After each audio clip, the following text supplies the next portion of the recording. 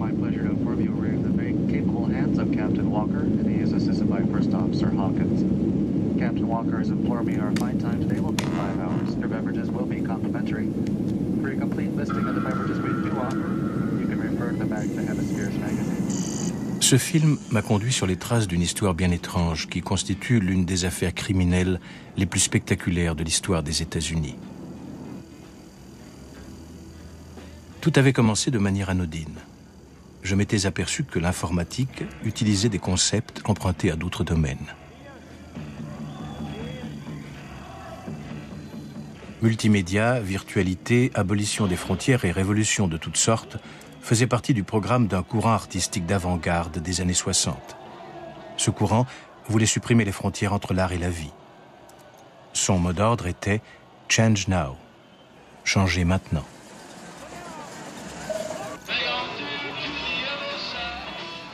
Un cocktail fascinant de révolte, de rock et de pop.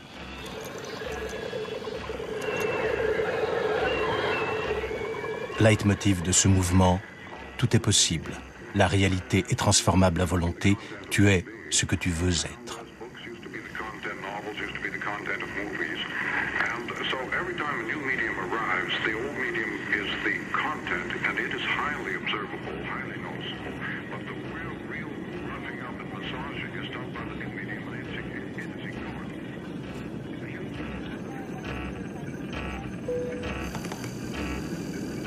La rencontre entre le monde de l'art et celui de l'informatique m'intrigue. Pourquoi les artistes et les ingénieurs informatiques ont-ils utilisé des modèles et des concepts apparemment semblables? Existait-il un modèle et un système commun, secret?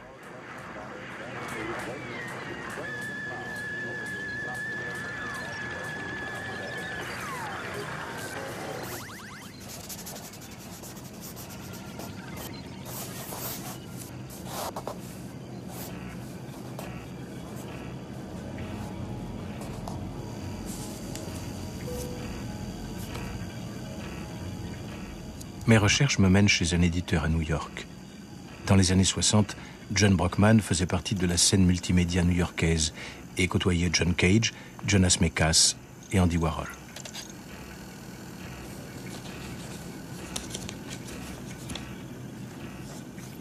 Il devient riche et célèbre dans les années 80, au moment de l'émergence de l'art multimédia et des nouvelles technologies. Brockman est alors l'agent littéraire de physiciens, de chercheurs en génétique et d'ingénieurs informatiques dont la promotion est digne de celle des pop stars.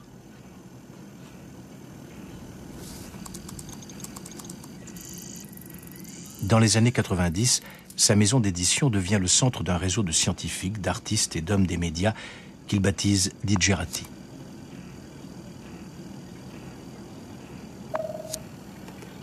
Une cyber-élite qui conjugue avec talent la technologie multimédia, l'informatique et les affaires. En 1993, le réseau de John Brockman est la cible d'un attentat à la bombe qui fera une victime, l'ingénieur en informatique David Gellert. Le FBI arrête le présumé coupable, un ancien professeur de mathématiques diplômé de l'université de Harvard, Ted Kaczynski.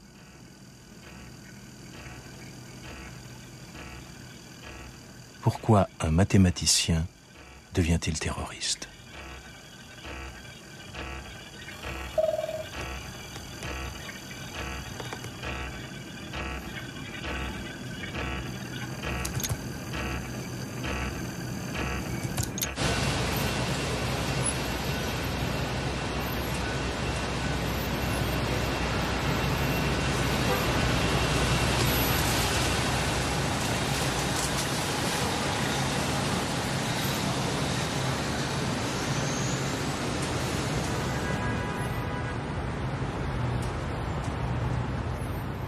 John Brockman est mon premier interlocuteur. En 1963, il s'est installé à New York et a commencé une carrière de banquier.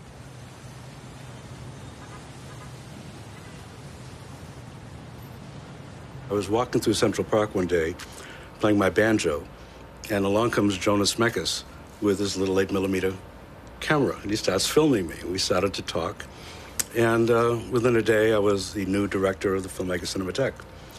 and I quit my job. And he said he wanted to put together a festival based on cinema but incorporating other arts. And that was the mandate, and he made some suggestions. We thought about it, talked about it, and it was up to me to put it together. And so I called it the Expanded Cinema Festival. And I went to Rauschenberg, Oldenburg, Nam June Paik, the USCO group, Carolee Schneemann, dancers, artists, poets, audiovisual people, and the only requirement was cinema somehow was incorporated into the piece, just a total rearranging of the senses. You didn't know what you were looking at.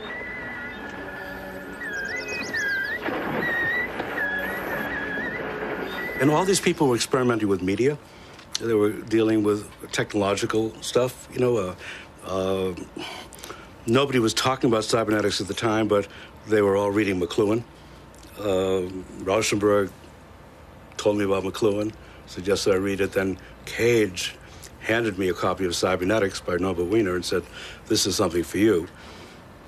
Because I was extremely interested in notions of feedback and nonlinearity. I got a call from A.K. Solomon, who was head of biophysics at Harvard, and he had read about the Expanded Cinema Festival. Said, you know, we have all these scientists up here at Harvard and MIT, and a group of us would like to invite a group of artists to spend a couple of days in a seminar, to talk about mutual interests. So I was invited to put this together, which I did. And then they took us to see the computer. There was a room, and everybody there was wearing white coats, and they were cold, and we were cold, watching the computer, and all these cards and file cards, and I just stood there like a kid with my nose against the window, and it was so exciting, and I have no idea why. J.Z. Young, an Oxford biologist in Doubt, Uncertainty, and Science, said, we create tools and then we mold ourselves through our use of them. And I read that in 1964, and something went off. And I suddenly realized that reality isn't this thing in front of us on a proscenium stage. It's a movable feast. We are creating technologies, then we are the technologies. It's not your heart is like a pump, your heart is a pump. It's not your brain is like a computer, your brain is a computer until the next thing comes along. Now you're a neural net, or now you're an information system.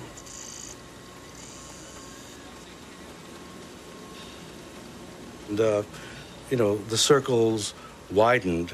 So there was Heinz von Forster, who was the dean of the world cyberneticists. There was Gregory Bateson, Stuart Brand. Almost all these people were authors, as I was. I'd read all their books. And no one in New York had a clue that there was something happening, that there was a consciousness or mindset that had evolved, and you could connect all these people. Like, you can connect this and this. There are ways to put it together and to see a cohesive whole, and they were best-selling authors, and they were getting screwed by the publishing industry. So I was dragooned into becoming an agent because I had a business background, and they said, why don't you just go back and look after our interests? It'll take you an hour a day. And I thought it would be a nice way to pick up some money while I wrote books. And I found out very quickly that I was sitting on an oil well and I couldn't control. And that was 30 years ago.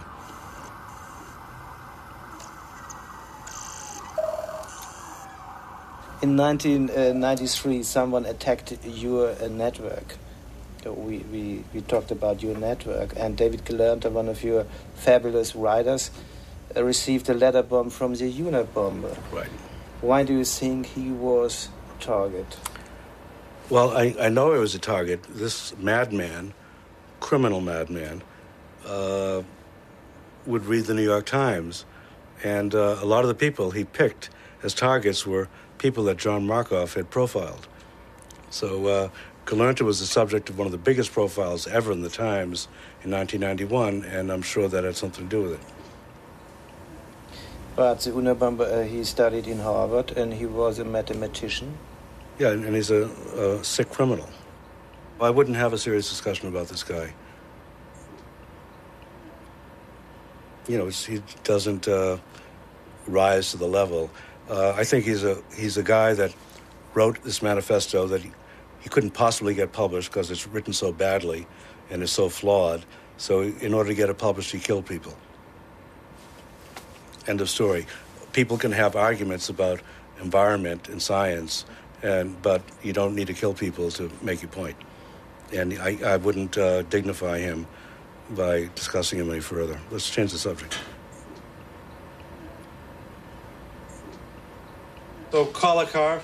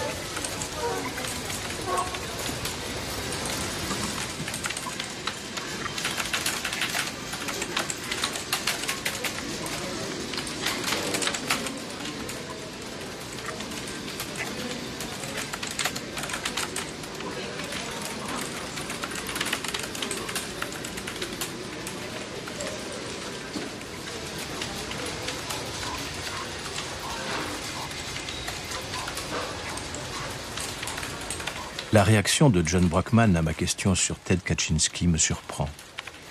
Quel est donc ce fameux manifeste dont il m'a parlé ?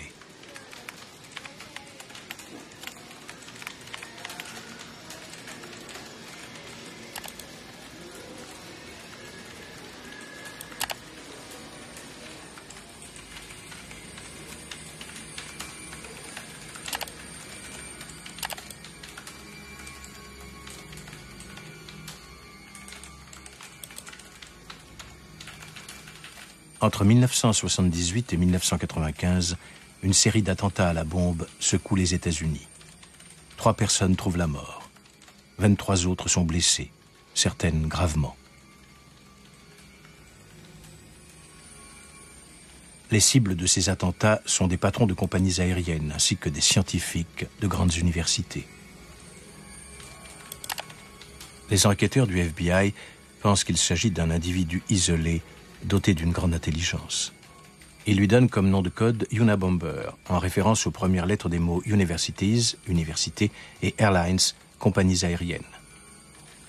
En 1995, les rédactions du New York Times et du Washington Post reçoivent des lettres dans lesquelles un groupe terroriste jusqu'alors inconnu, qui se fait appeler FC, abréviation pour Freedom Club, réclame la publication d'un manifeste en échange de l'arrêt des attentats. Avec l'autorisation du FBI, les journaux publient le 2 août 1995 des extraits du manifeste de 56 pages. Cela conduira à l'arrestation du mathématicien Ted Kaczynski. David Kaczynski reconnaît les citations de son frère et, à la demande de sa femme, en informe le FBI. En 1996, le FBI arrête Ted Kaczynski dans l'État du Montana, où il vit depuis 25 ans, dans une cabane qu'il avait construite.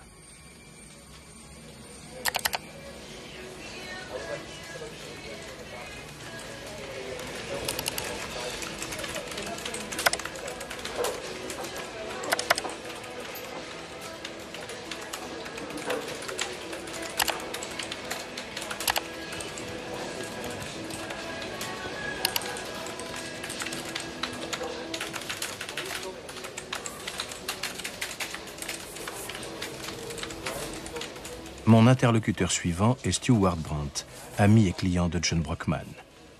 Nous nous rencontrons à Sausalito, un ancien village de pêcheurs dans les environs de San Francisco.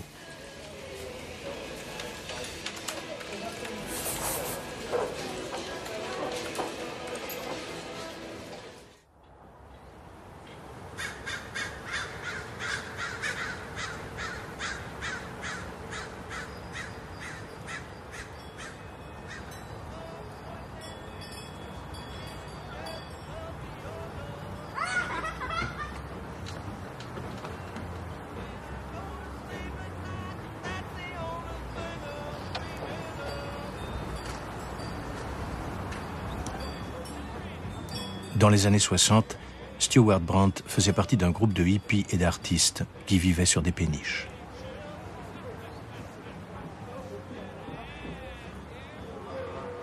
L'écrivain Ken Kesey est une figure centrale de ce groupe. En 1960, il servira de cobaye lors des expériences sur le LSD menées pour le compte du gouvernement américain.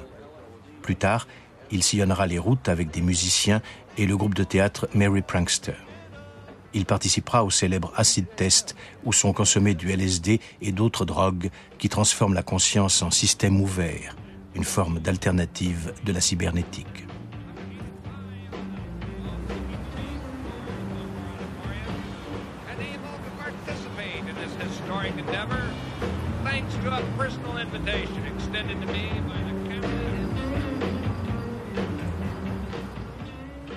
Stewart Brandt a été l'un de ces cybernéticiens alternatifs. Il possède toujours un petit atelier à Sausalito.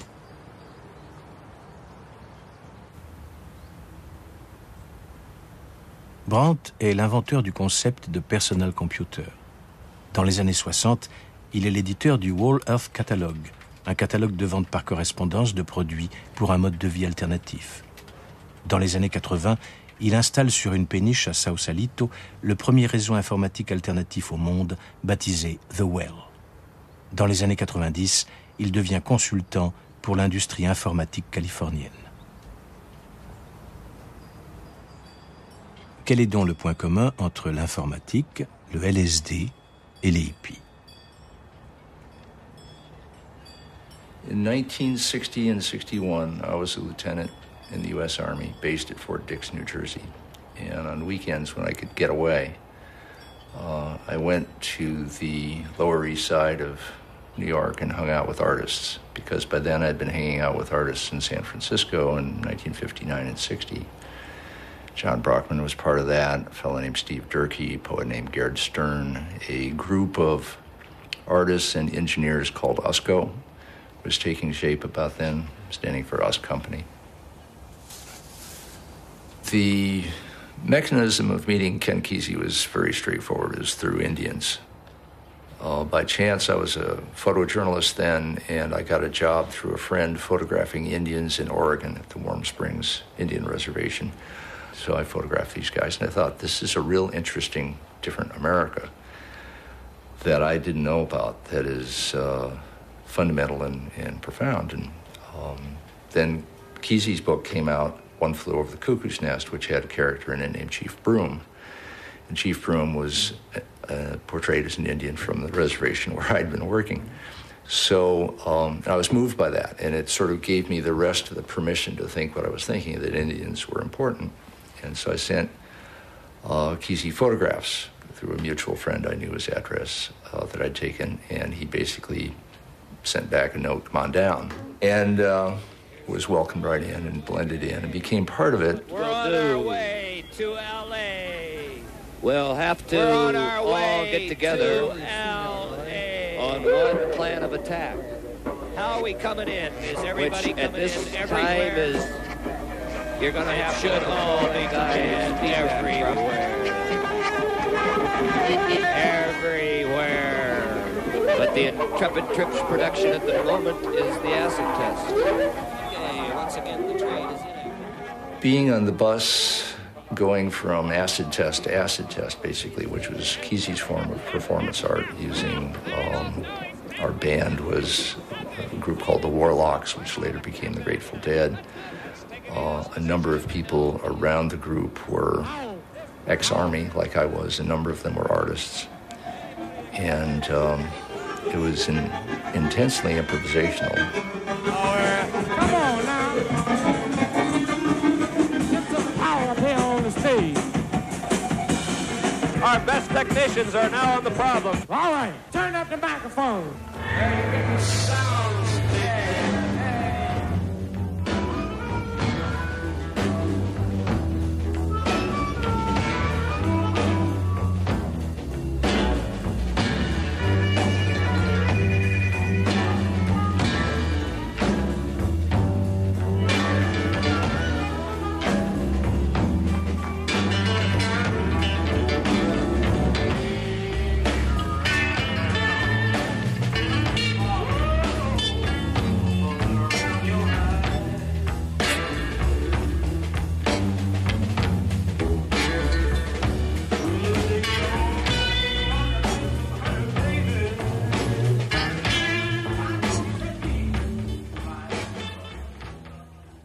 Was it a moving laboratory? Yes. In Kesey's mind, it was a moving laboratory. He said, these scientists talk about doing research, and that's really all they're doing is research. We're doing search. And if we don't boil rocks and drink the water, how do we know it won't make us drunk? And what we do is boil rocks. In other words, try any damn thing. And some of them were pretty interesting experiments. One, for example, would be take a whole bunch of people sitting around, basically stoned, 15 people. Take a bunch of garden hose and cut it up into 8 or 10 foot lengths, tie it all together in a knot, grab two pieces, talk into one and listen to the other. And everybody's doing this. And so you know who you're hearing, but you don't know who you're talking to. And this is happening in a group of 15 people, just to see what happens. That was search. The Whole Earth Catalog project certainly had all of that frame of reference, but it specifically came out of an LSD afternoon where I was on a rooftop with, probably 200 micrograms of LSD in me, nothing better to do, and thinking about, or in context of lectures I had recently heard by Buckminster Fuller. And Fuller, like McLuhan, was one of the people we were paying attention to then. And Wiener was in there, Cage was a little bit in there. The initial audience, in my mind, was communes. It was people who were trying to reinvent civilization, and I was just trying to provide the tools with which to reinvent civilization. And turned out a lot of people were interested in that.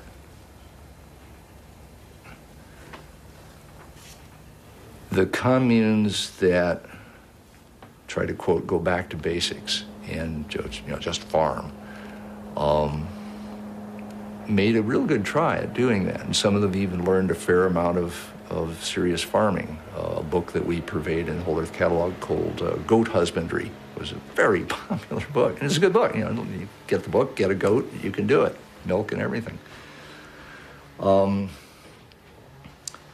it didn't play out very far. It was basically a different kind of dead end from what drugs were. Whereas some of the technology, some of the alternative energy technology showed real promise. Solar energy basically took off gradually and takes off to this day. Computer technology, obviously. And because the counterculture hippie frame of reference was there for outlaws of all kinds, it basically swept right through the outlaw computer people, the hackers, and became their frame of reference in a kind of a gift economy optimistic approach, became then the basis for personal computer software, then the internet and the web, and on and on. And that's the main legacy from the 60s, as far as I'm concerned, is the open system approach to everything having to do with computers. Stuart, you offered 2 lines in the catalog. How to use a computer and how to build a cabin in the woods like Thoreau, one of the American icons. On one side, you offered technology, and on the other side, anti-technology in one book. Mm-hmm. I agree. Was there a discussion about that among the users of the catalog, or was it a conflict? What was your position in this time? We came down on one side of the conflict between technology and anti-technology. We came down on the side of technology, basically on the theory of the way to make a technology work for you is just grab it and run with it and go do whatever you want with that technology. And if that happens and everybody does that and these technologies basically get democratized, then they will work out okay. If you fail to do that and just say they're very, very evil and I will never touch them, then they have complete freedom to be as evil as they want. You know who wound up in Thoreau's cabin was the Unabomber, was Ted Kaczynski. Yeah. Saying this is evil, evil, evil, and I'll prove it by killing some of the people who do it. And then, that line then leads to Bill Joy saying, Ted Kaczynski is right about a few things. You read his stuff, and there's some sensible critique in there that we need to take seriously because, what if we democratize weapons of mass destruction? Is that a good thing? It was okay to democratize personal computers and the internet, but what about weapons of mass destruction? It's a fair question. And that's one that we're now dealing with in the early 21st century. I think it will eventually sort out, but it's a real question. Well, he was saying the culture is going a whole direction here, and I think it's a dangerous direction, and I will personally prevent it from going there. And he got heard by vile means, but he got heard.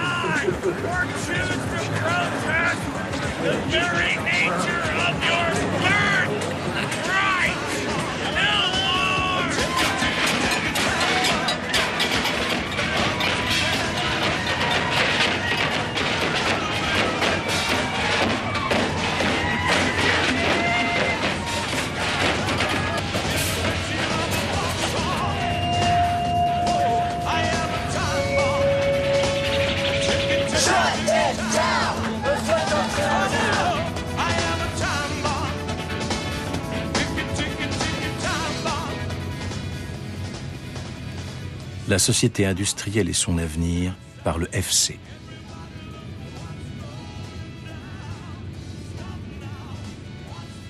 Les conséquences de la révolution industrielle sont désastreuses pour l'humanité. Nous préconisons donc une révolution contre la technologie.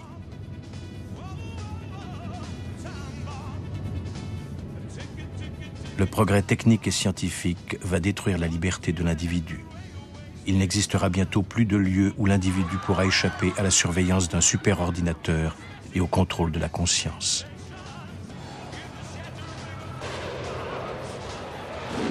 Il serait vain de combattre ce système sans utiliser la technologie moderne. Nous devons utiliser tous les médias pour diffuser notre message. La nature est l'opposé de la technologie et constitue l'alternative parfaite à ce système. Plus vite ce système disparaîtra, mieux ce sera pour l'humanité.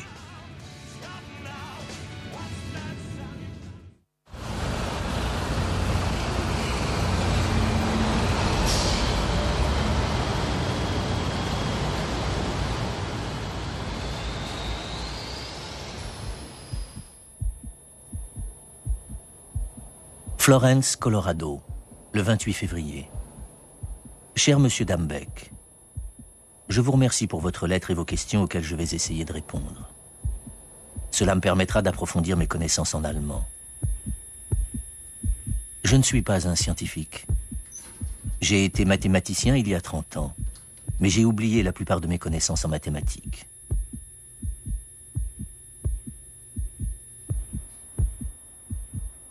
Je pense que les utopies sont absurdes et dangereuses, particulièrement celles d'une société technologique.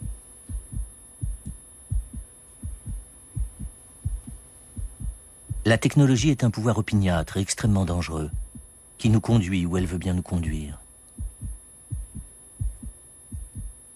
Cela ne tient ni du hasard, ni de l'arbitraire de bureaucrates, politiciens ou scientifiques arrogants.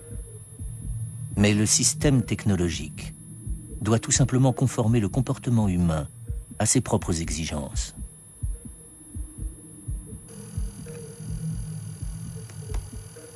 Ceci est indispensable pour qu'il puisse fonctionner et continuer de s'étendre.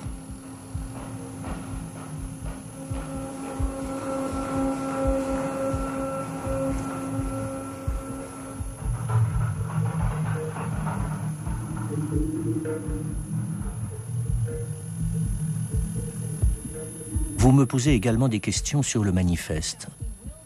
Toutes les versions publiées du manifeste sont incorrectes. Elles contiennent de grossières erreurs.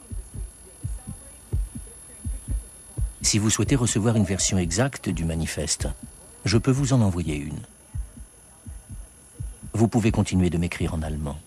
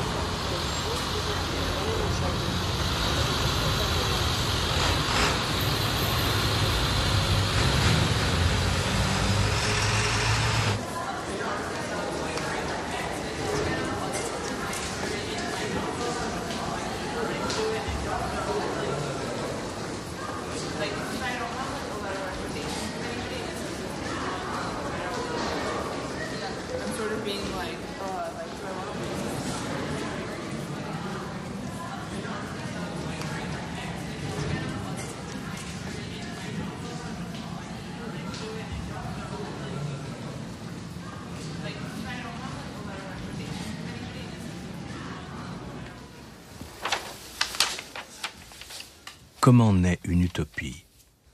Est-ce qu'elle naît par hasard? A-t-elle un ou plusieurs inventeurs? Existe-t-il un plan? Au MIT, le Massachusetts Institute of Technology, on forme l'élite internationale des ingénieurs et des scientifiques. Le MIT a été un pionnier dans le partenariat entre l'armée et les universités. Cette collaboration commence pendant la Première Guerre mondiale et se poursuit pendant la Seconde, où la technologie devient décisive. Stuka auf Stuka kippt ab.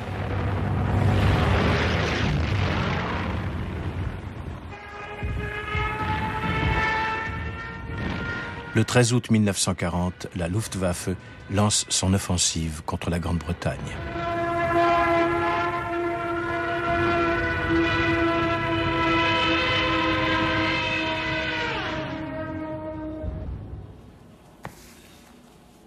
Peu après le début des attaques allemandes, le mathématicien et physicien américain Norbert Wiener met son savoir au service de la lutte contre le fascisme.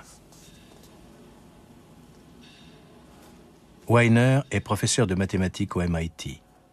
Pendant la Première Guerre mondiale, il s'est intéressé aux questions de balistique et d'artillerie.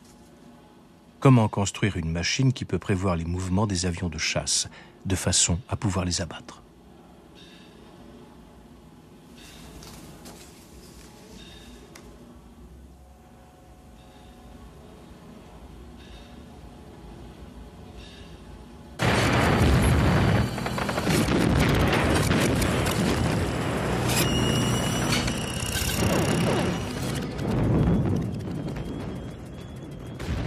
Wiener doit pour cela tenir compte de la nature technique de la guerre, où hommes, bateaux et avions ne sont plus sur l'écran radar que des points et des dessins abstraits.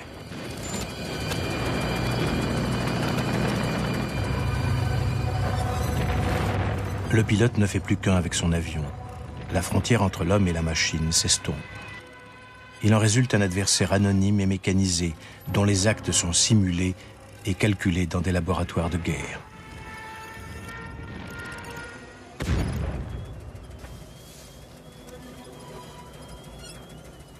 Les machines de Weiner ne seront pas utilisables avant la fin de la guerre, mais le mathématicien posera avec elles les bases d'une nouvelle science que l'on baptisera cybernétique. La cybernétique s'intéresse à la transmission des informations dans la machine et l'être vivant.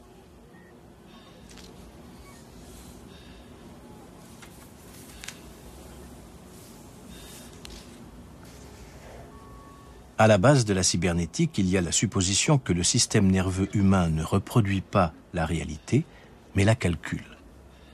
L'homme apparaît comme un système qui assimile des informations, la pensée comme un traitement de données, et le cerveau comme une machine constituée de chair.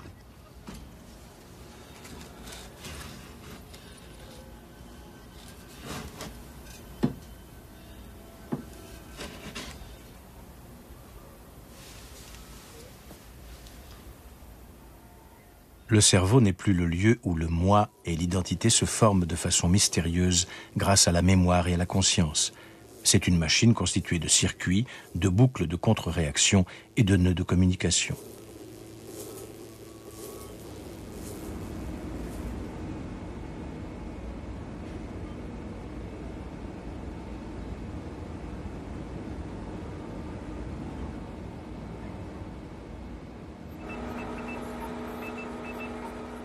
Une boîte noire dans laquelle la cause devient effet et l'effet devient cause.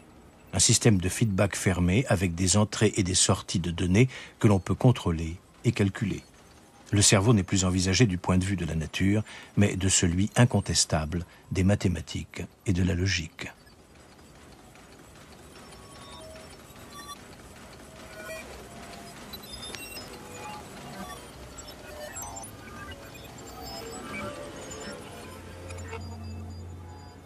La vision, selon Weiner, d'une société cybernétique fournit aux États-Unis, devenus une superpuissance politique et militaire, une légitimation scientifique.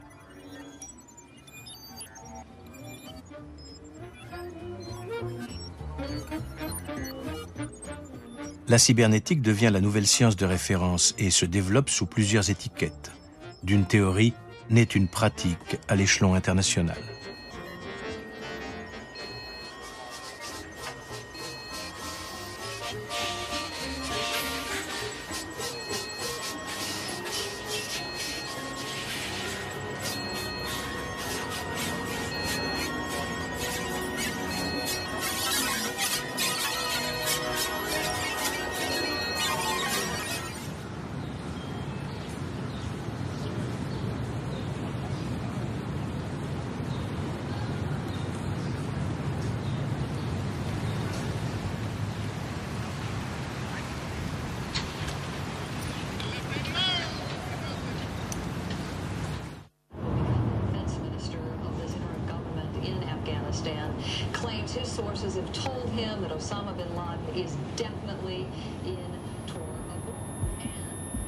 Florence, le 6 mai.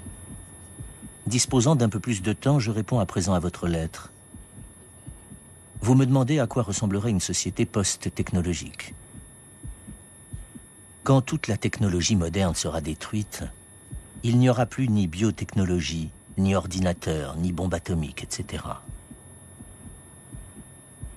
Restons dans des exemples pratiques et concrets.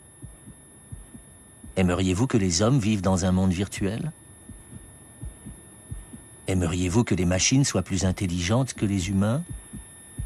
Que les hommes, les animaux et les plantes deviennent des produits de la technologie? Si cette idée ne vous plaît pas, les sciences informatiques et biologiques sont manifestement dangereuses pour vous.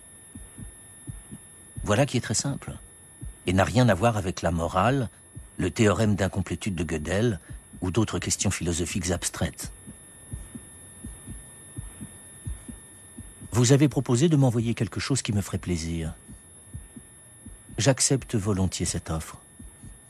Mon dictionnaire d'allemand est petit, mauvais et en très mauvais état. Je serais très heureux de recevoir un bon dictionnaire allemand-anglais. Seule restriction, vous n'êtes pas autorisé à envoyer un dictionnaire avec une reliure rigide.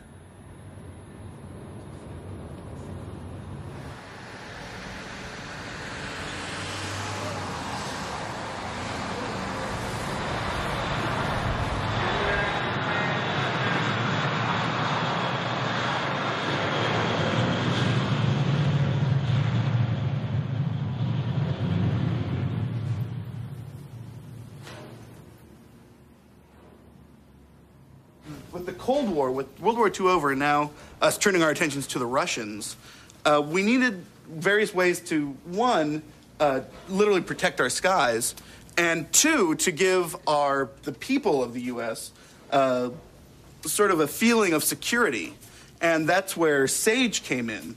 SAGE is the largest computer ever made, and this is only one portion, and all of this is another portion. And we have less than 10% of one SAGE machine. First wide-scale use of modems was on this machine. And how it worked was you'd actually see a blip on the screen that was moving, and you would access that blip with a light gun by actually clicking on it. And if there was any information in air traffic control, it would show up in one area. But if not, the intercept technician would have to have it shot down. And you can see the large screen here.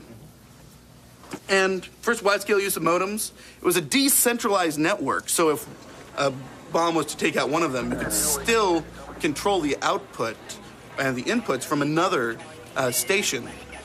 So it was very influential in the early days of the ARPANET, with a lot of the whole concept of, being able to keep the network running if you lose one of the nodes.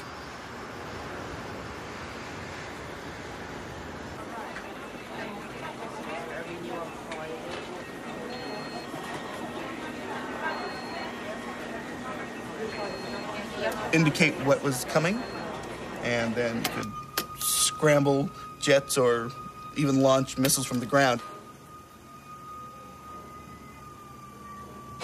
You also see that you have the ability to dial up other sectors and control their airspace also. And if you wanted to zoom in and just deal with a specific division, and then you could access that and it actually would give you a full screen of that. Very, very advanced system. You can see you have standby, off power, or you can just keep the cooling to it at any time. You also had a cigarette lighter and an ashtray, so if you were smoking, you could keep from going insane.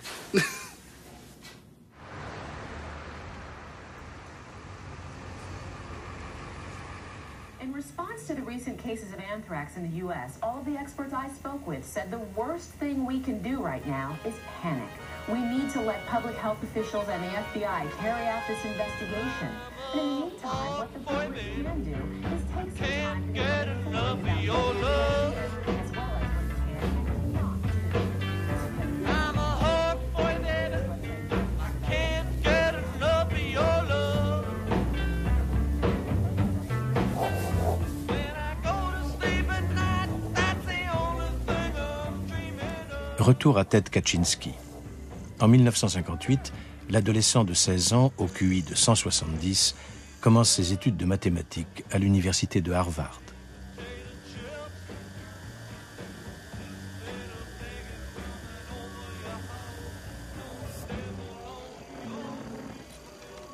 En 1967, Ted Kaczynski est professeur de mathématiques à l'université de Berkeley. Pourquoi Ted est-il passé dans le camp des opposants à la technologie et n'est-il pas devenu un hippie passionné d'informatique comme Stewart Brand ou John Brockman? D'où lui vient sa peur tardive des ordinateurs et des techniques de contrôle psychologique que l'armée américaine développait à cette époque dans ses laboratoires secrets?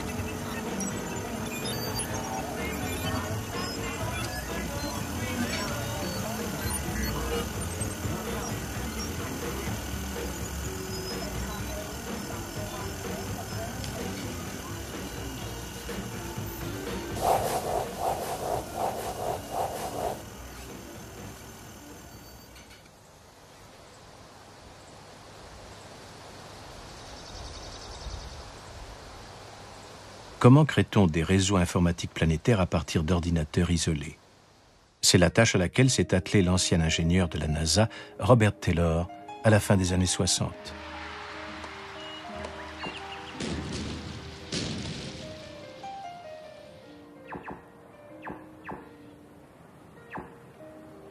Taylor fait partie des jeunes ingénieurs et scientifiques enthousiasmés par la cybernétique de Norbert Wiener et les premiers ordinateurs. L'expert en missiles quitte rapidement la NASA pour devenir directeur scientifique au Pentagone.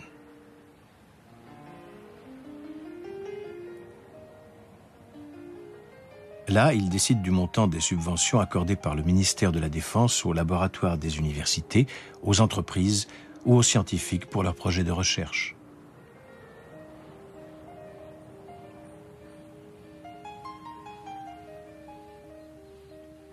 Il décide aussi de qui recevra ces subventions.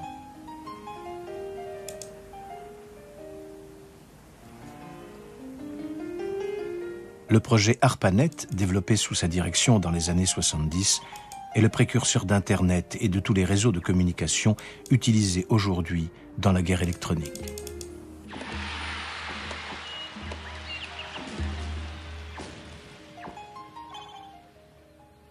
ARPA was founded in 1957, maybe 58, as a result of Sputnik. The Sputnik occurred in October of 57, and it greatly surprised the United States. They had no idea.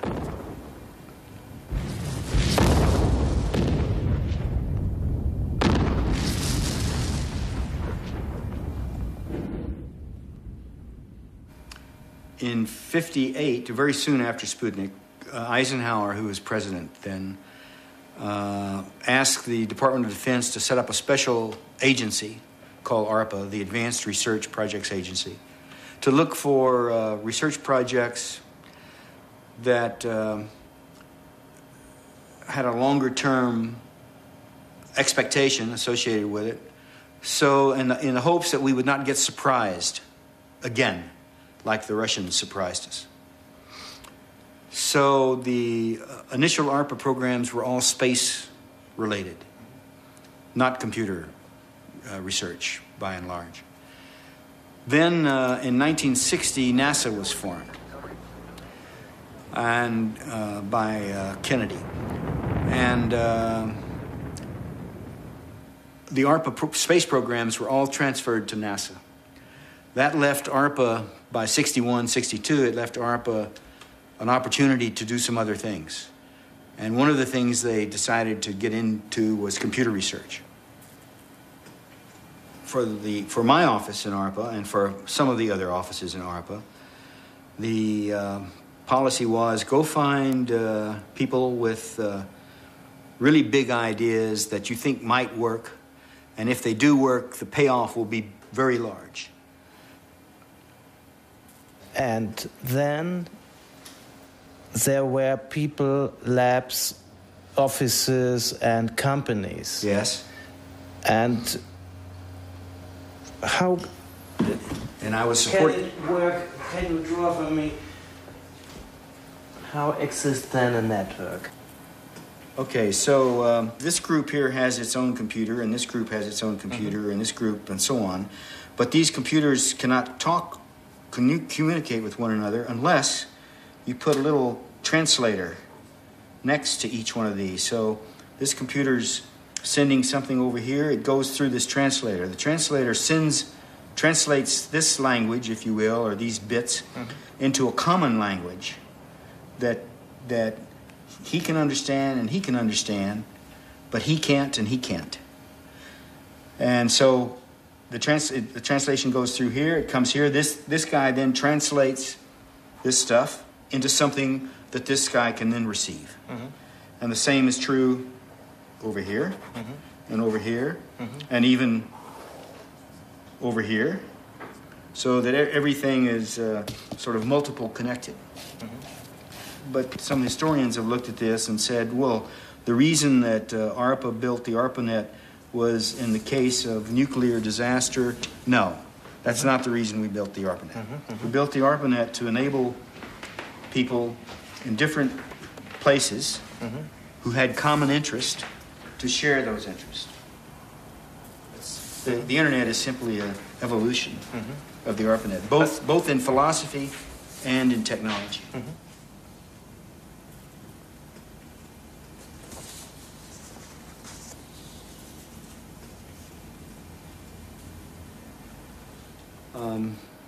All that took place from over the period 1971 to 1976 or so. And we had the first internet up and running in 75 or 6 when we put the Ethernet and the ARPANET together. So those were good years. There was a lot to do, and it was obvious what to do. And there was, and all these different things had to fit together nicely. They had to work together. So that was a lot of fun.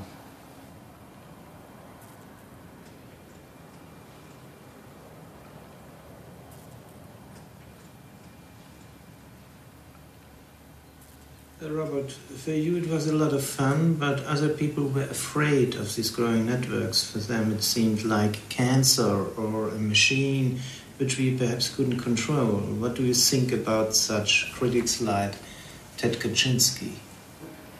He's crazy. We have people like that in our society. But he was a mathematician. He studied in Harvard. Yeah. Hitler was an artist. He studied in Vienna. Did you read the manifesto? You mean Mein Kampf? No, the manifesto by the Unabomber. No, I didn't read it. I didn't read Mein Kampf either. What am I afraid of? I'm afraid of, I'm afraid of the Al-Qaeda. I'm afraid of cancer. But I don't know enough. If we knew how to cure cancer, if we had more knowledge, in other words, about cancer, then we wouldn't be afraid of it. But you know cancer is an illness, Krankheit? An illness? Yeah. Is an illness of the modern society, is an illness of the civilization. Yeah, but someday, I believe, we will understand how to cure cancer or prohibit cancer. I believe that will happen long before we have an electronic battlefield or a machine that we can't control. And when we know how to cure or prohibit cancer, we will no longer be afraid of it. It's a question of knowledge, of eliminating ignorance. Ignorance is a state of no knowledge. Ignorance. It's not stupidity. That's something else. Ignorance causes fear.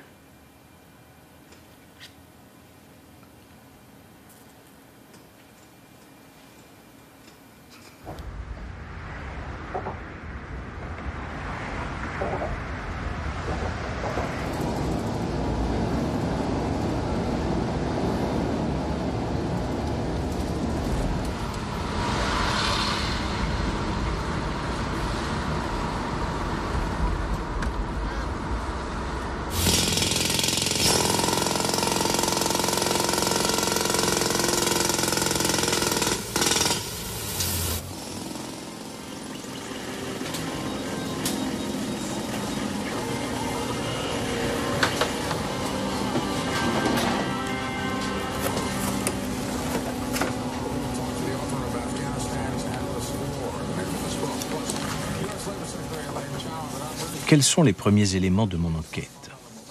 Un ancien mathématicien dont aucun de mes interlocuteurs ne veut discuter la critique du système, des ingénieurs et des artistes passionnés de technologie.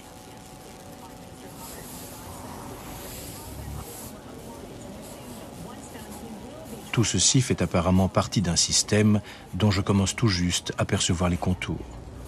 Un système de feedback génial qui utilise chaque attaque contre lui et chaque perturbation comme source d'énergie lui permettant de se perfectionner. Qui a besoin d'une telle chose? Qui a conçu une telle chose?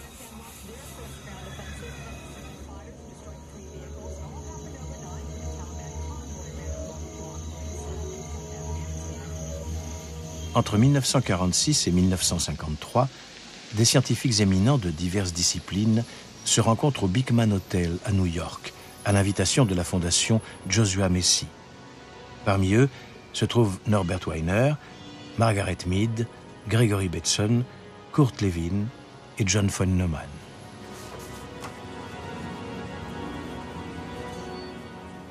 Le but de ces rencontres confidentielles, que l'on baptisera plus tard les conférences Macy et auxquelles participent parfois des agents de la CIA, créer une science permettant de prévoir et de contrôler le comportement humain. En ces temps de guerre froide, les États-Unis ont un besoin urgent de cette arme pour avoir l'avantage sur le nouveau champ de bataille du subconscient.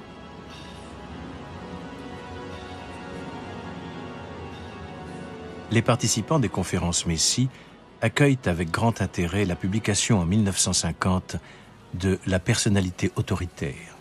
Il s'agit d'une étude collective de l'Institut international de recherche sociale, une annexe de l'Institut de recherche sociale de Francfort, dont les figures majeures sont Max Horkheimer et Theodor Adorno. La personnalité autoritaire est à l'époque l'étude sociologique la plus complète d'une société, en l'occurrence les États-Unis. Elle entreprend de fournir une explication scientifique aux préjugés religieux et raciaux. Les milliers d'entretiens récoltés forment une gigantesque base de données qui est exploitée par les ordinateurs les plus modernes et doit expliquer comment le comportement autoritaire peut devenir un phénomène de masse.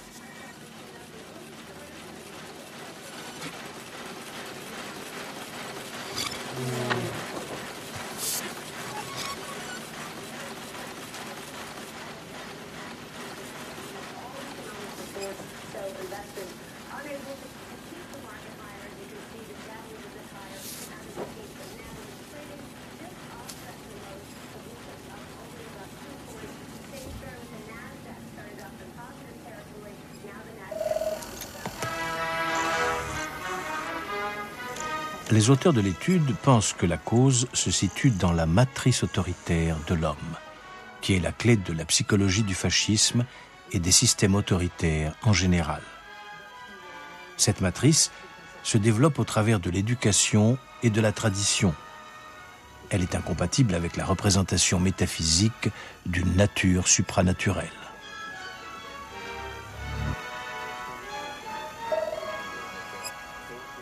Objectif de la personnalité autoritaire, cerner l'individu potentiellement réceptif au fascisme et au racisme, spécialement envers les Juifs. À cet effet, les sociologues mettent au point une échelle qui doit mesurer le potentiel fasciste de l'individu, baptisée échelle F. Les tendances cachées de la personnalité doivent être mises à jour grâce aux techniques psychologiques les plus sophistiquées, comme celle du psychologue américain Henry Murray, l'un des pères des tests de recrutement actuels.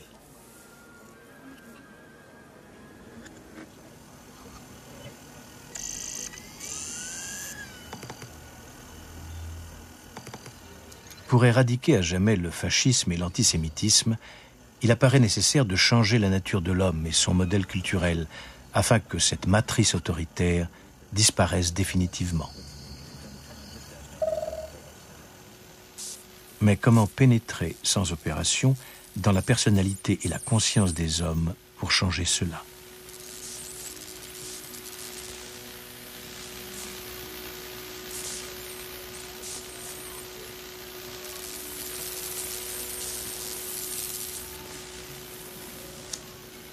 D'après le psychologue gestaltiste Kurt Lewin, l'un des participants aux conférences Macy, il convient d'abord de détruire les anciens équilibres et valeurs pour rendre les relations fluides.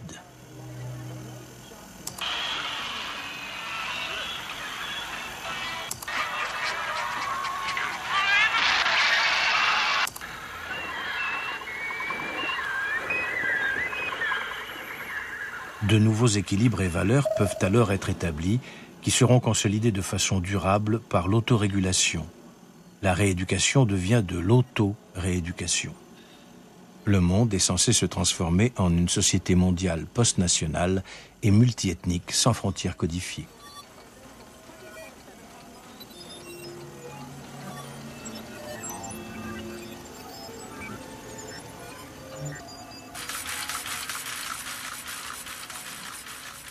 les participants des conférences Messie pensent pouvoir fournir les outils et les plans de construction nécessaires à l'avènement de ce nouvel ordre mondial. Des machines à calculer nouvelles et plus rapides, ainsi qu'une théorie des systèmes et des modèles cybernétiques grâce auxquels tous les domaines de la science, de la culture et de la politique pourront être contrôlés et dirigés. Cela doit permettre la programmation d'un homme nouveau, d'un homme anti-autoritaire.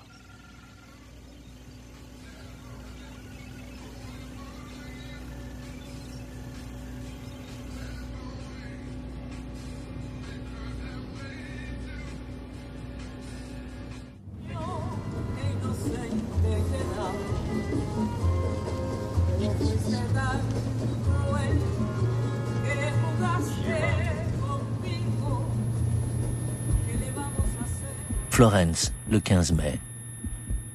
Dans votre dernière lettre, vous m'avez posé tant de questions que je ne peux répondre à toutes.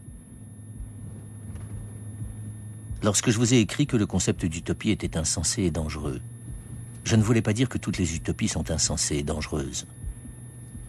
Je faisais référence à l'utopie selon laquelle on pourrait créer une société, selon un modèle jugé idéal. Vous avez certainement votre propre utopie. Mais une autre personne aura une autre utopie, qui sera peut-être très différente de la vôtre. Aimeriez-vous que cette personne vous impose son utopie? Avez-vous le droit de lui imposer la vôtre?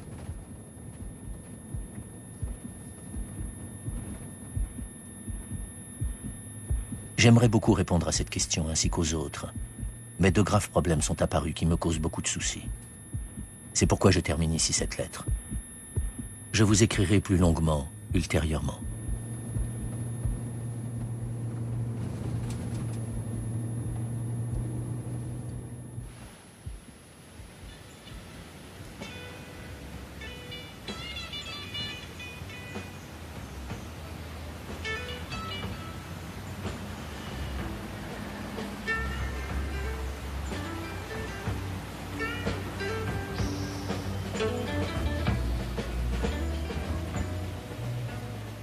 C'est dans des lieux comme Esalen, un centre ésotérique situé sur la côte californienne, que se déroulent dans les années 70 des rencontres entre artistes et participants des conférences Messie.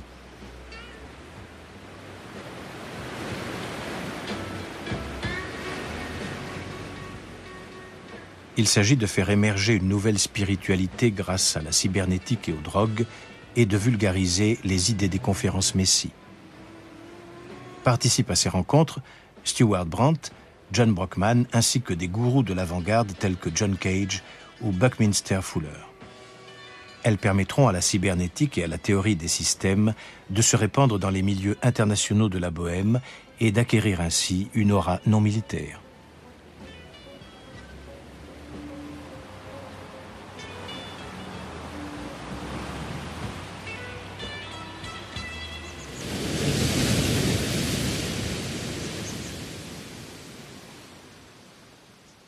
Le physicien et philosophe Heinz von Foster prendra part à l'une des rencontres d'Esalen.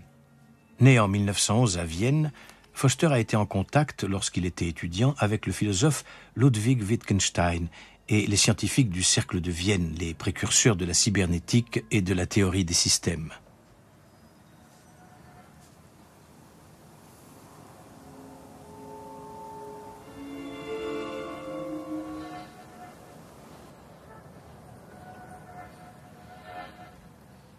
En 1953, Heinz von Foster devient aux États-Unis secrétaire des conférences Messie, ce qui lui donne l'occasion de côtoyer l'élite scientifique américaine.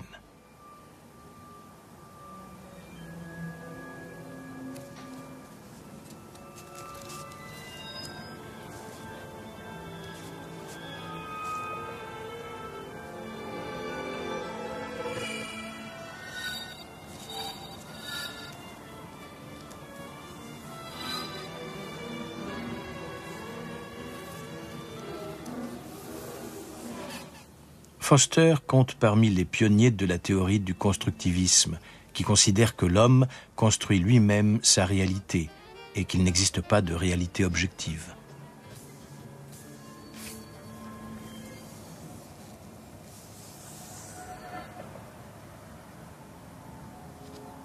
Dans les années 60, Heinz von Foster dirige son propre laboratoire de recherche, le Biological Computer Lab, à l'Université d'Illinois. Pour le compte des départements de recherche de la marine et de l'armée de l'air américaine, il travaille entre autres à la réunion des systèmes numériques et biologiques.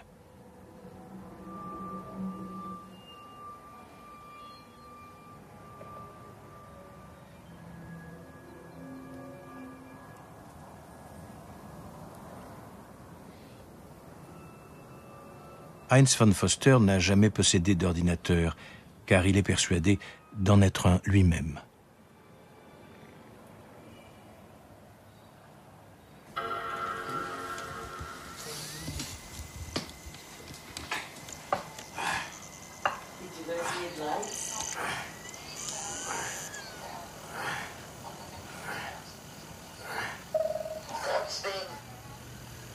Bin ich durch Zufall auf den Wiener Kreis gestoßen. Und diese Vorträge, die ich dort gehört habe, habe ich tief beeindruckt und wirklich das letzte Mal gewesen, ja. Dann durch Zufall bin ich auf einen Wiener Philosophen gestoßen. Ja, da habe ich dasselbe blaue Hemd. Also bin ich immer noch derselbe Heinz. Wie ich diesen Tractatus Logico Philosophicus zum ersten Mal gelesen habe, war ich völlig hingerissen. Ich habe also fast den ganzen Traktatus auswendig gekonnt. Habe aber niemanden gefunden, mit dem ich darüber reden kann.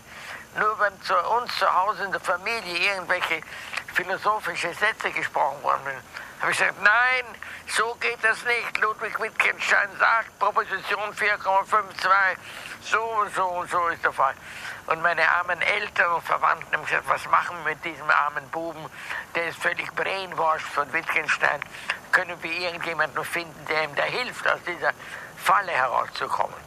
Im Gegenteil, ich bin immer in diese Falle tiefer und tiefer hineingerutscht.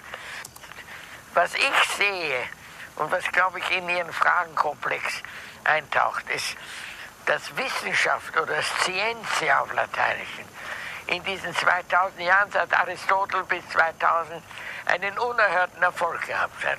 Und auf was zieht sich Scientia zurück? Das indoeuropäische Urwort für Scientia ist ein Wort, das heißt Sky.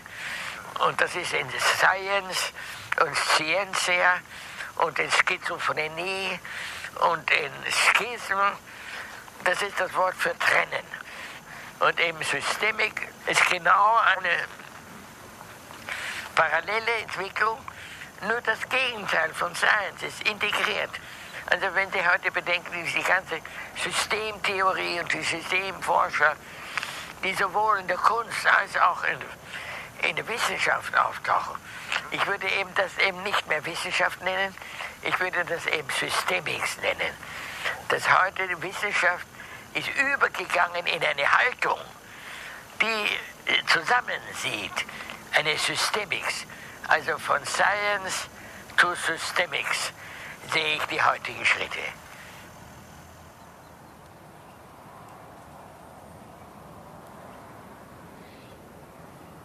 Ich habe erkannt im Laufe meines Lebens, je mehr ich mich mit der Physik beschäftige, dass ich eigentlich ein Metaphysiker bin.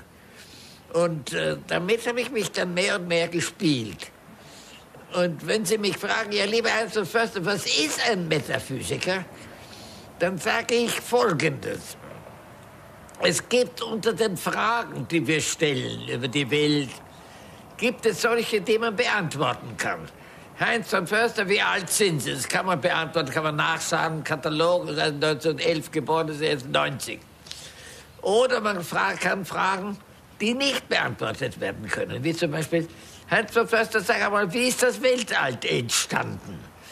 Da kann ich eines von den 35 verschiedenen Theorien sagen.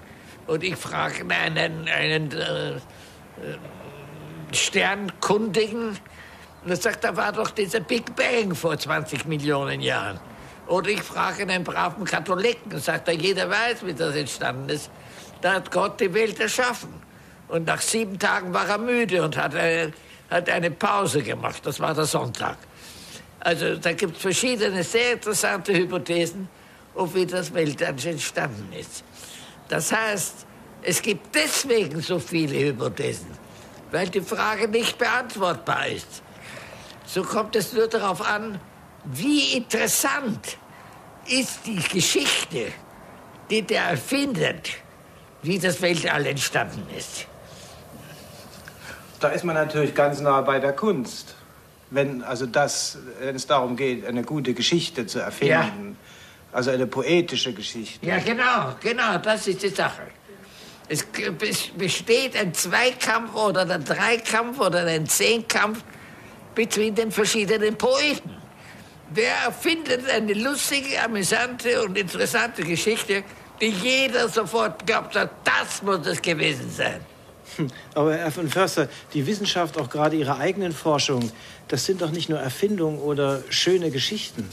Das beruht doch auf Mathematik, auf Zahlen, auf Beweisbarkeit, auf wissenschaftlich unbezweifelbaren Daten. Ja, naja, aber es gibt jetzt schon so viele Daten, dass man gar nicht mehr die ganzen Daten in seine Geschichte hineinbringen kann. Und dann werden dann künstliche Daten erfunden. Das sind zum Beispiel Partikel, Teilchen. Da werden Teilchen erfunden, die das machen, was wir nicht verstehen. Also meiner Meinung nach sind Teilchen immer Lösungen von Problemen, die wir nicht anderweitig lösen können. Also Erfindungen, um gewisse Probleme erklären zu können. Das sind Teilchen.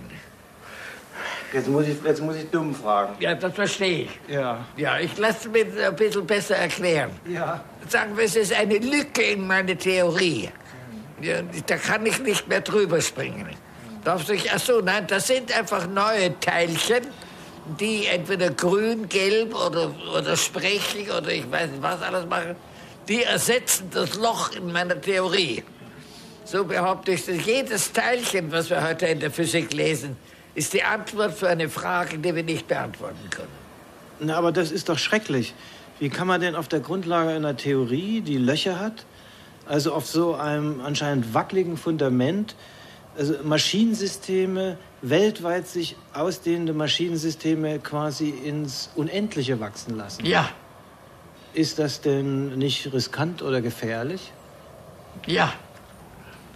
In diesem weltweit funktionierenden Maschinensystem sind alle Aussagen richtig. Und das ist natürlich das, was man gerne haben möchte. Und warum sind die richtig? Weil sie sich alles von anderen Aussagen ableiten lassen. Wo führt das hin? Ja. Wie geht das denn weiter? Ja, immer mit weiter ableiten. Ja, aber es gibt doch irgendwo Grenzen. Eben nicht. Das ist das Schöne. Da kann man immer wieder weiter. In der Logik? Yes, genau. Aber in der Realität? Wo ist die Realität? Wo haben Sie die?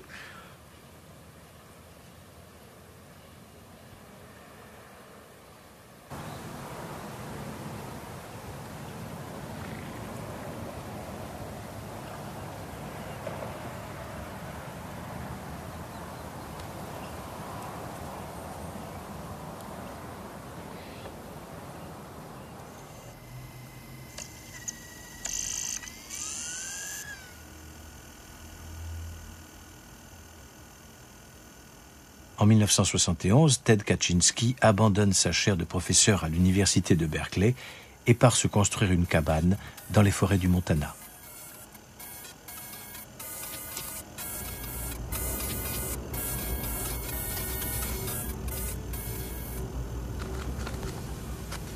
A-t-il pris au pied de la lettre la publicité du Whole Earth Catalogue de Stewart Brand qui promettait une vie différente et simple en harmonie avec la nature?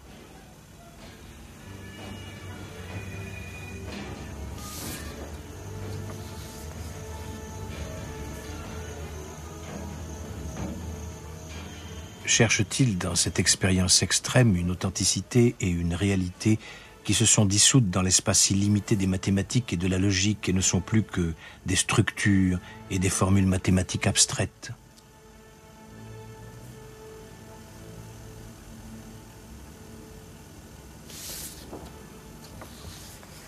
Quand cette expérience se heurte-t-elle à une limite et réclame-t-elle une radicalisation?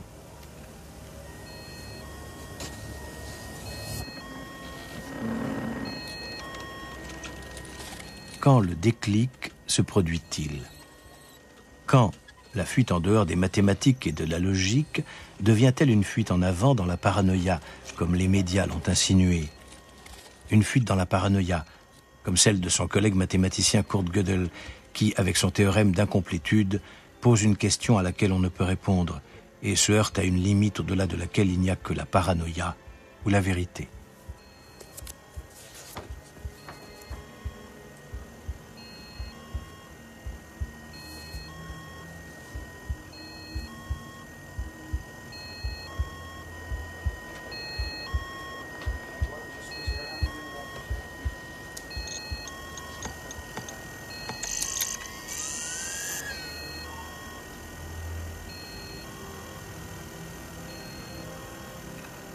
Sur Internet, je trouve des informations concernant des expériences sur les drogues menées dans le plus grand secret par la CIA au début des années 60 à l'université de Harvard.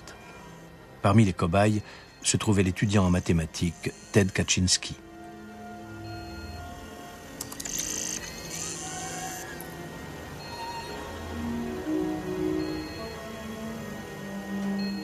Le responsable de ces expériences était le psychologue Henry Murray, cofondateur du département des relations sociales de Harvard.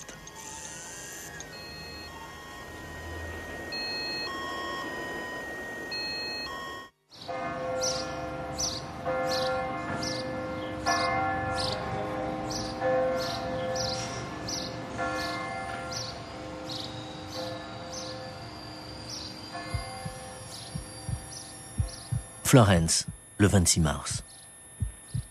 Votre idée selon laquelle le théorème de Gödel remettrait en question les fondements de la science et des mathématiques est erronée. Le théorème de Gödel affirme seulement que certains problèmes en mathématiques ne pourront jamais être résolus. Quand j'étais jeune et naïf, je redoutais que la technologie ne construise un jour un monde ordonné, réglé et parfait. Aujourd'hui, je pense que c'est improbable. Le fait que j'ai changé d'opinion n'a rien à voir avec le théorème d'incomplétude de Gödel, mais avec l'impossibilité de prévoir le comportement des systèmes complexes et ouverts.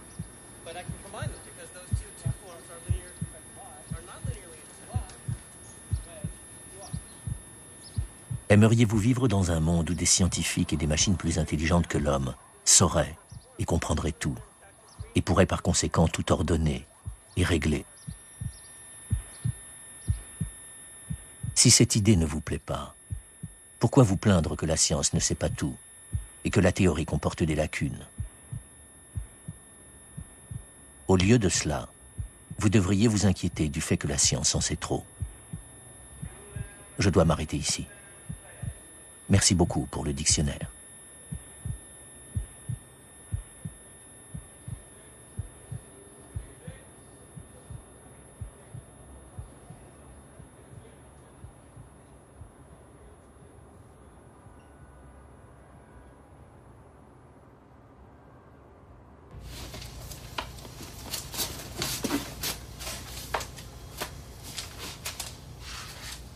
En 1958, Ted Kaczynski est sélectionné avec 20 autres étudiants de Harvard comme cobayes pour des expériences visant à étudier la structure de la personnalité des élèves surdoués. Tous les étudiants reçoivent un nom de code.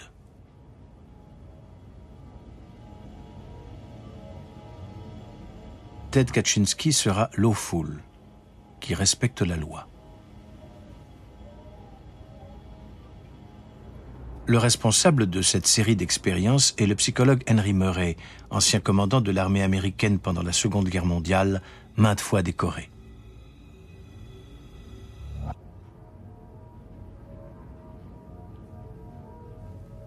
Pour le compte du département de guerre psychologique de l'OSS, l'Office de service stratégique, un précurseur de la future CIA, Murray développe un système de tests visant à déterminer les qualités de commandement des officiers. Les tests ont lieu dans une villa proche de Washington, dans un endroit tenu secret, baptisé Station S.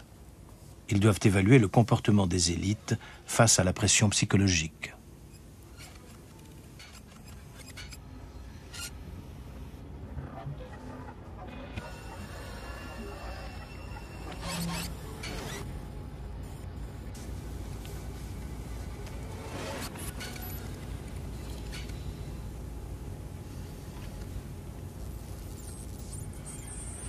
Mais Murray nourrit d'autres ambitions pour la psychologie.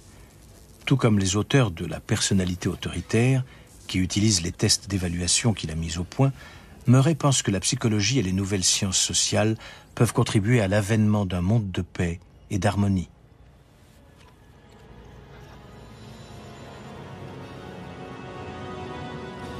Un nouvel ordre mondial, avec des lois planétaires, une police planétaire et un gouvernement planétaire.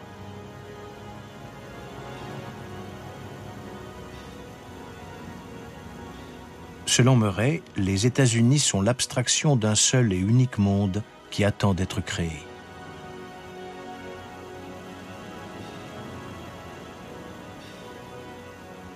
Le sort a choisi les États-Unis pour mener à bien la dernière et la plus difficile des expériences, la campagne globale du bien contre le mal.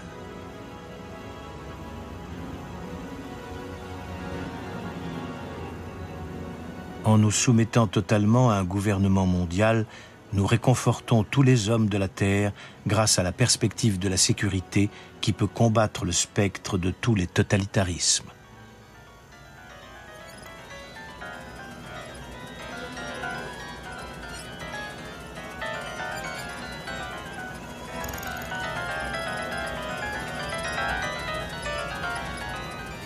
L'homme national est obsolète et doit céder la place à un homme mondial. Experiments are conducted with mice.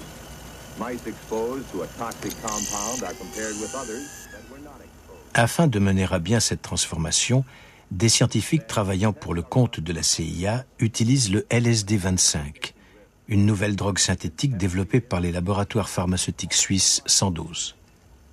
Comment pénétrer grâce à cette drogue dans le subconscient de l'homme afin de le reprogrammer.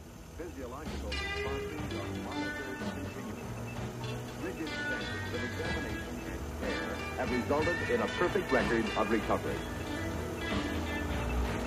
As soon as the compound appears to have potential as a chemical agent, process studies begin. By means of such studies, the best methods for manufacturing the compound in quantity are determined.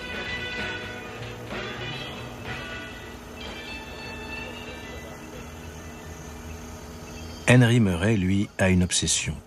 Développer dans son institut de Harvard un super-ego qui doit immuniser le futur homme mondial contre toutes les formes de totalitarisme.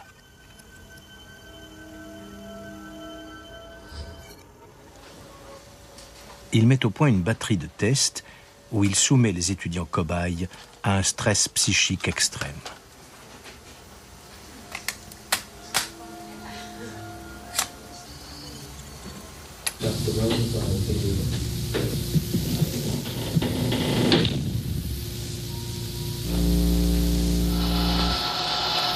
Listens to the psychologist speak,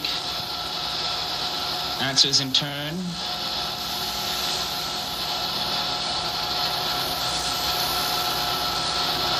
talks slowly, moves his legs slowly.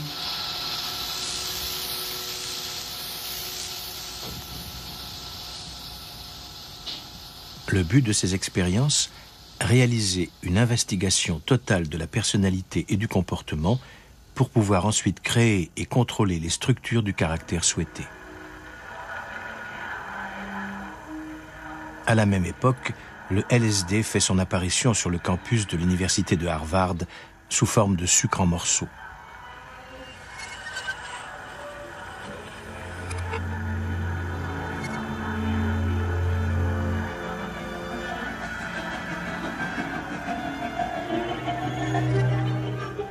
Le jeune professeur de psychologie, Timothy Leary, a mis en place avec l'accord d'Henry Murray un programme de recherche sur le LSD soumis au contrôle conjoint de la CIA.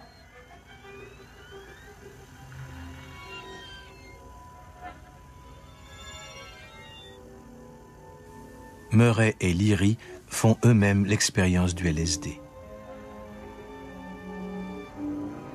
Ces expériences menées par Murray entre 1953 et 1964, sous les noms de code de MK-Ultra et Artichoke, visent à mettre au point des techniques de contrôle psychologique. Y participent des scientifiques de toutes les grandes universités américaines. Ces expériences sont-elles réalisées, comme certains articles sur Internet le prétendent, pour le compte de la CIA?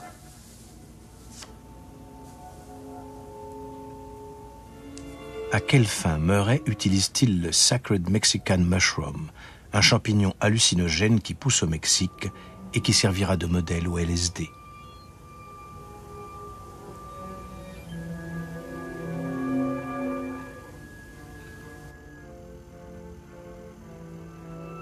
Toutes les expériences de Murray sont filmées. Ces films, tout comme les résultats des expériences menées sur Ted Kaczynski, ont aujourd'hui disparu.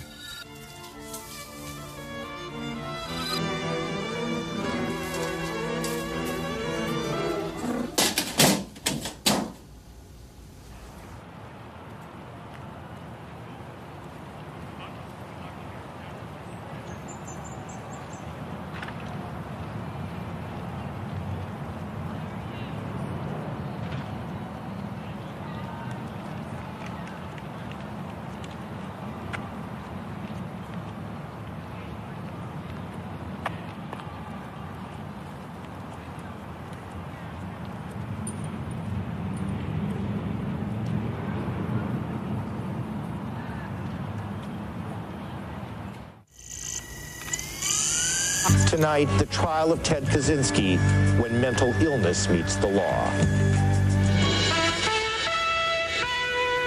It was a crazy beginning for the Unabomber trial, and crazy seems to be the right word.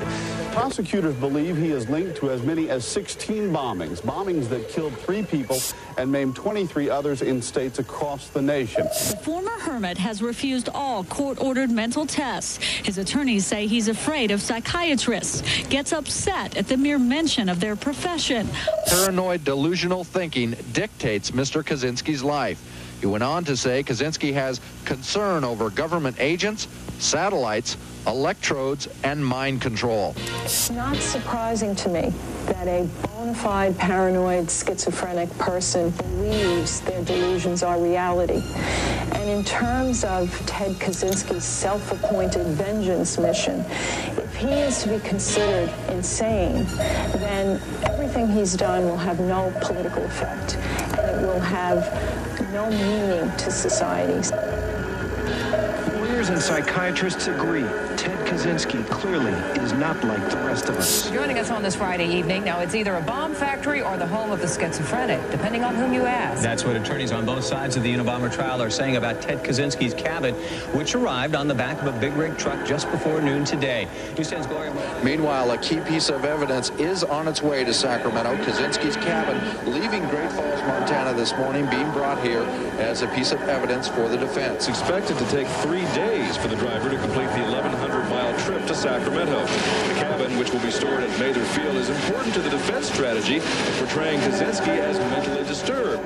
The cabin measures just 10 by 12 feet. There's no electricity, no running water. Inside, FBI investigators found volumes of evidence connecting the former professor to nearly all the Unabomber crimes. Did Ted Kaczynski have more than one cabin? His own lawyers maintained the government was supposed to find other secret shacks that Kaczynski had built, apparently to escape civilization.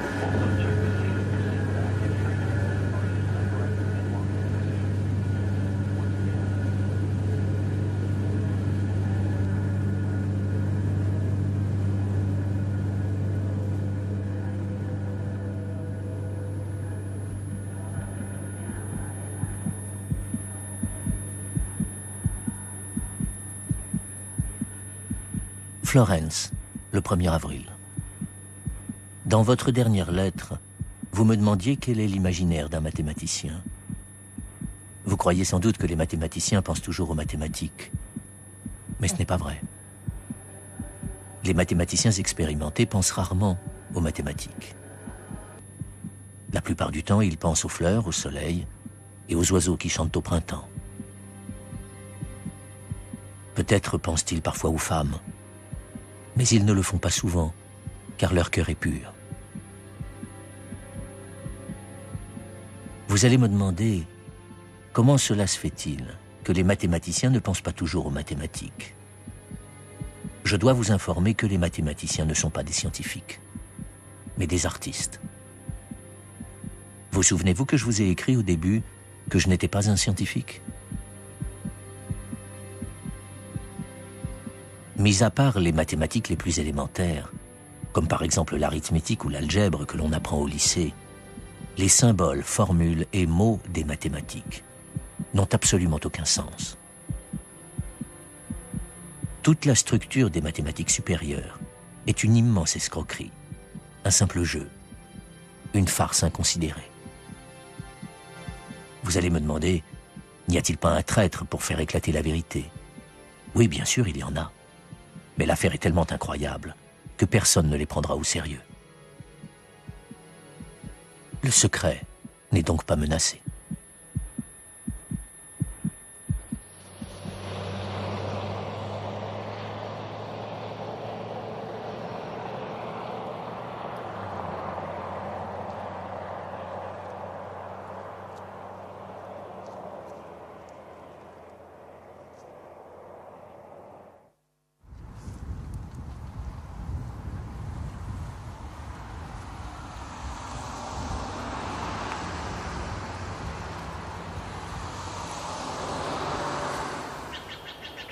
En 1971, Ted Kaczynski s'installe dans la commune de Lincoln, Montana. Ses voisins sont Butch Gehring, propriétaire d'une scierie, et Chris Weitz, professeur de piano.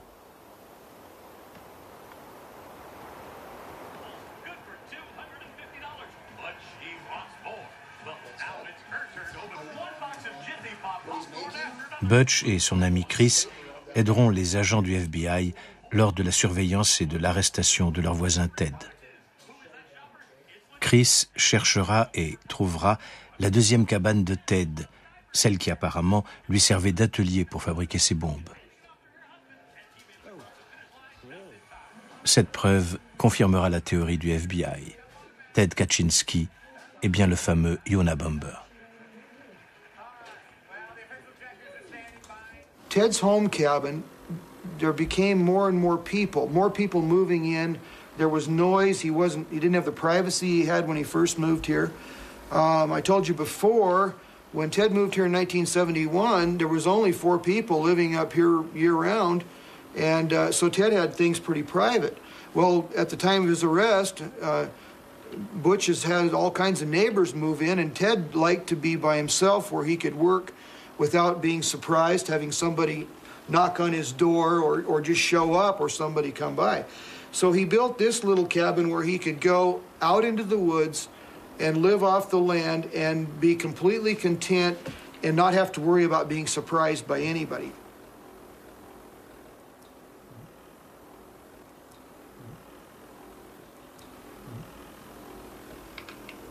You'll see here in a kind of a scrap pile right here, and right underneath of this tin, there was quite a few short lengths of pipe that had been drilled, the beginnings of explosive device, bombs.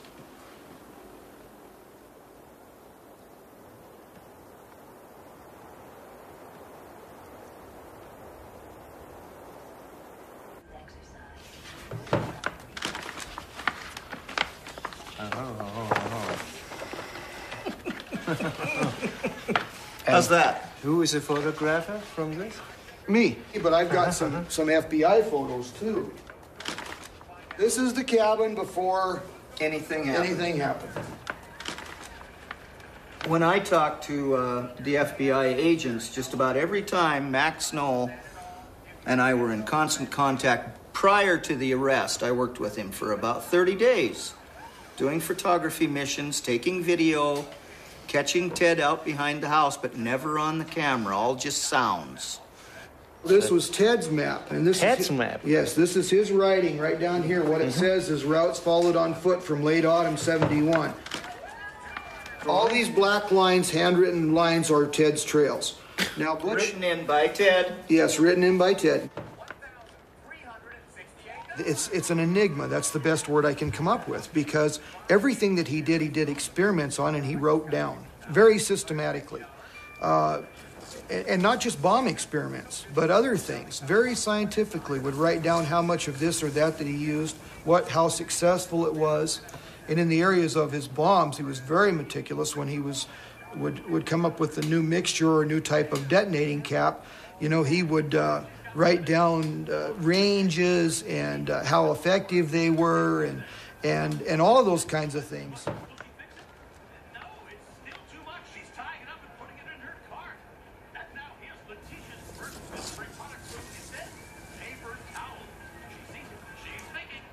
And then later on, after the FBI finally started to cooperate with me, then they gave me some copies of some of his writings about some of his camps. And he uses words like my most favorite place, my most sacred place. We just looked at these a minute ago. Yeah, I brought In those fact, you along. have some of them right here. I've got the coded. I've got This a bunch is of coded, and he can read to you as Ted writes it. It's all down right here, and it's FBI amazing. Groups, they are waiting here in Lincoln. They are sitting The here. FBI was scattered all around the surrounding area, hiding. Yeah, they had Posing as geologists, posing as truck drivers, posing as this or that. Very low cover. Little did we know, out at the 7-Up Ranch, there was 70 more on computers and working other areas. So they covered it real well. In the field right around here, there was probably, 15? That were pretty regular. Oh, yeah. I'd say. Yeah. And when Max called me the night before the arrest, he said, is it okay if I use the mill as a staging area for the arrest? He says, I think I've got enough. And I asked him, I said, Max, well, how much do you expect to happen tomorrow? What do you have involved? He said, it's going to be overwhelming. There's going to be press. There's going to be a lot of press. And on the arrest deal, he said, how do you get him out of the house? And I said, well, just have Jerry, the Forest Service man, carry a map and stand on the road and just yell at Ted and say, hey, Ted, 4 or 5 times, and he'll come out. And he'll come to you. And you don't have to go to him. He'll come to you, and once he gets close enough to you, you'll be able to grab him. And that's exactly what they did. And it worked just great.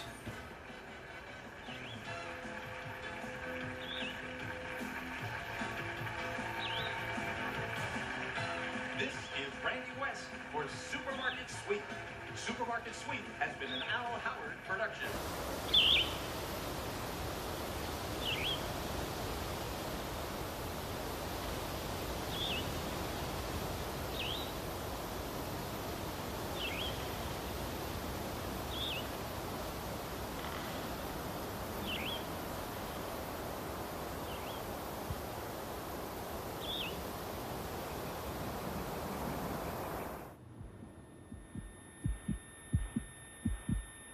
Florence, le 14 avril.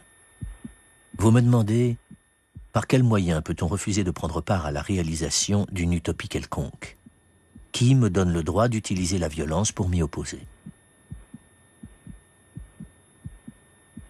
Je considère que l'emploi de la violence, quand il s'agit par exemple de s'opposer à la réalisation de l'utopie d'une société technologique, n'est que de l'autodéfense. Bien sûr, on peut le contester. Si vous pensez que cela est contraire à la morale, alors n'utilisez pas la violence. Mais je vous pose à mon tour une question.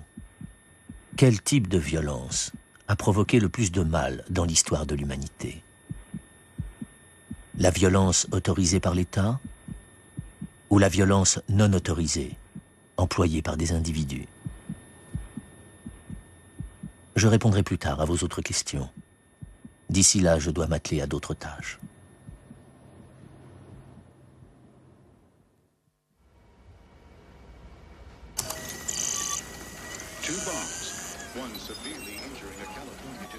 En 1993, l'ingénieur informatique David Gellert reçoit une lettre piégée. Dans l'explosion, il perd un œil et la main droite. David Gellert est professeur d'informatique à l'université de Yale et responsable scientifique de la société Mirror Worlds, les mondes miroirs, qui fabrique des logiciels pour le commerce électronique et les nouvelles technologies de l'information.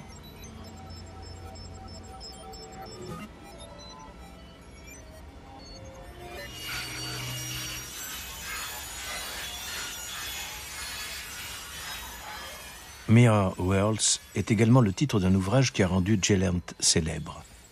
Il y décrit l'avènement d'une société virtuelle basée uniquement sur des logiciels.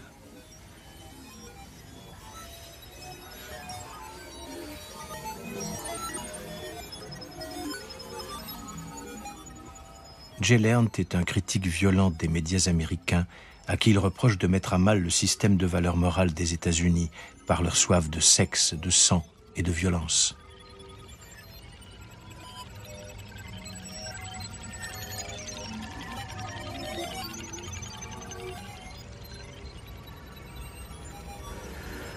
The idea of Mirror Worlds, the book, was that the institutions and the organizations that we deal with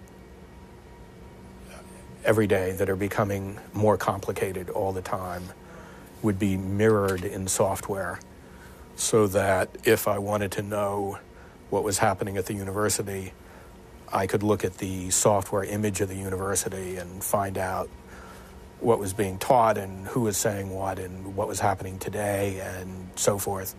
If I needed to deal with a government agency or with a company or with a hospital or with any organization, the organization would be reflected in software, like a building reflected in water. And the software version of the organization would be easier for me to understand and to deal with. It seemed to me that with the rise of global computer networks and more powerful desktop computers, that this would inevitably emerge. Nobody can control it. That's true, but it's not necessarily bad. It's an organic system. It's a distributed system. It's a system made of many tens and hundreds of millions of human beings, each one making his own decisions. And the uncontrollability is not necessarily bad. It makes things interesting. Certainly, there are conflicting trends. For a long time, the quality of American journalism declined because we at Yale University and American universities were not training students. High schools were not training students because computers were making it easier and easier to have fancy pictures instead of good writing. But on the other hand, we're now seeing it's easier to have a new TV station. It's easier to have a new newspaper. And computers have a lot to do with that also, because now you don't need a factory and a linotype machine, and it's much easier to produce a newspaper and make it available, sell it on the internet or the web. So technology helps to correct the errors and right the wrongs that technology created in the first place. And the pendulum swings, an old theory, but nonetheless. But David, what's the outcome of more and more TV stations? When you got a letterbox, that wasn't virtual, it was reality, and you, the victim, and the supposed perpetrator, were a real feast for the media. You were even portrayed together in a fictive dialogue. Why did you criticize the media for that? It strikes me as always dangerous to approach human life as if there were no moral component, as if a murderer and a normal human being are comparable and interchangeable. That's a point of view with catastrophic implications, moral relativism, which I am implacably against and always will be. As I prepared the film, I had a talk also with Stuart Brand. You know him, is also a teacher already, and he said to me, this is a genuine counterculture phenomenon that the Unabomber was doing. He was just saying culture is going in the wrong direction, I will fight it. I think that's a despicable thing to say. It's a despicable thing to say. We're talking about somebody who murdered human beings. If he'd met the widow and the children as I have of men this criminal has murdered, he would be less eager to describe him as a mere countercultural phenomenon. That's the sort of thing that makes me angry. It's no attack for a political language, or in the history it's Once a man is a murderer, I don't give a damn what his opinions are. His opinions are of no interest to me. What I know about him is that he's a murderer, a creator of pain and suffering. And his opinions are disqualified from being of interest to any civilized human being.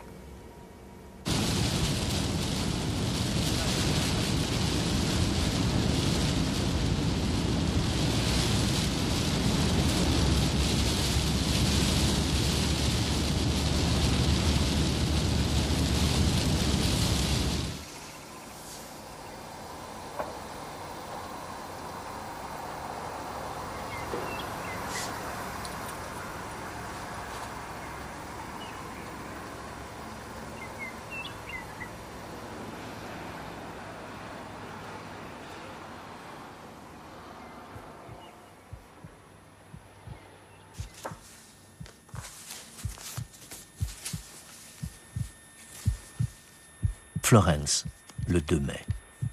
Cher Monsieur Dambeck, je poursuis ma réponse à vos lettres. Vous me demandez qui est habilité à décider du droit. Je prétends que personne ne l'est.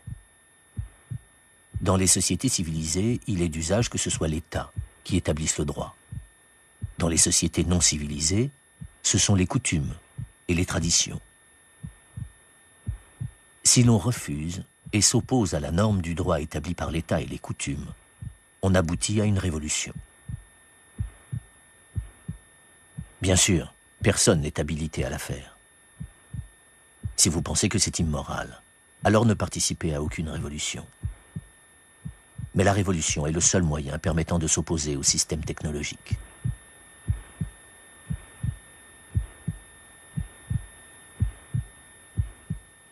Vous me demandez pourquoi je ne vous ai pas encore envoyé de copie de la version authentique du manifeste. C'est que je n'en possède aucune version authentique. Je possède 2 photocopies du manuscrit original, mais elles sont partiellement illisibles. J'ai 2 transcriptions lisibles du manifeste, mais elles contiennent toutes 2 des erreurs. Je suis en train de rédiger une version authentique du manifeste, dans laquelle je compare les 4 versions précédemment mentionnées, mais il me manque du temps. Je dois répondre à tellement de lettres. Je préférerais que vous ne me posiez pas autant de questions. Ma biographie est de peu d'importance. Je ne veux pas en parler. Parlons plutôt des sujets importants.